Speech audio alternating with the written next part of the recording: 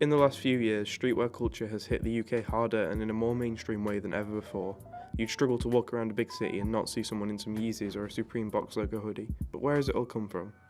When you think of British fashion, it evokes thoughts of Burberry, Paul Smith, or maybe Barber, but to a streetwear fan they might think of Goodhood or Palace. In the early 2000s, Soho in London would have been somewhere no one wanted to spend too much time around, but now with the additions of shops like Supreme, Palace and Stussy, it's been transformed into a hotspot for streetwear enthusiasts. As of recent, the global culture of streetwear has been focused on high fashion, showcasing brands like Yeezy Season, Off-White and Acne Studios, which has raised the prices and lowered accessibility. Before the Yeezy and Off-White, streetwear was all about the skate brands, Supreme, Palace, Golf Wang and so on.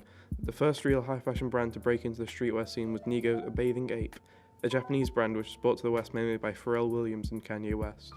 After the streetwear continued to grow, and UK streetwear started to form its own identity, incorporating brands like Stone Island as well as introducing Air Max to the global streetwear scene.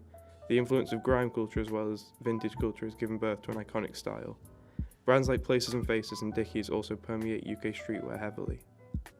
I've organised an interview with Jake, a streetwear enthusiast and the lead singer of the band The Sick Boy Method, and asked him to talk to me about what interests him about the culture. So how did you find out about and get into streetwear in general? My cousin started wearing Supreme and other things he started wearing Supreme and was also always into Stussy, riding bikes and stuff. Kind of got through that way. Yeah. Kind of thinking, my cousin looks cool. I think I look cool in that. Do you think that the culture around streetwear will continue to keep growing like it is? I think it'll keep growing, but I think it'll get thinner with common people because it's getting a lot more expensive and now more ridiculous for people to buy. Do you think it's good that the culture's become more mainstream in general, or do you think the exclusivity is what's driving it? It depends. The exclusive things like Pleasures do a lot of exclusive T-shirts, but with Preem making a fair bit, but only making it once, that makes a lot of sense to me. So I think having it so a lot of people can get it makes sense. Do you think that the culture getting further away from skatewear is a good thing, or do you think that's a bad thing?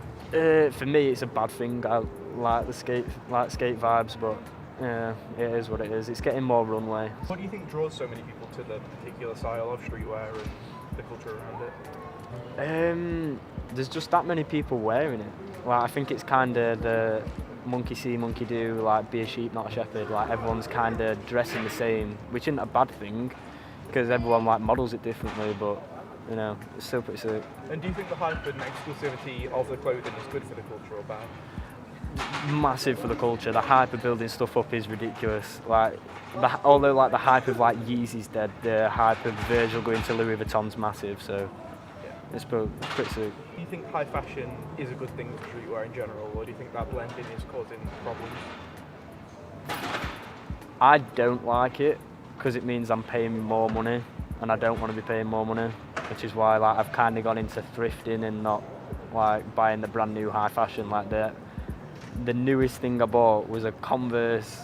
What was it? It's a Converse, Golf Le Fleur t-shirt that I've not worn once. The industry and culture seems to only keep growing with no hints of slowing down. Whether this is an opportunity for higher self-expression or another form of exclusion to people who can't afford to take part is yet to be said. But the hype and exclusivity works wonders for the people making the clothes, so that won't be going anywhere soon.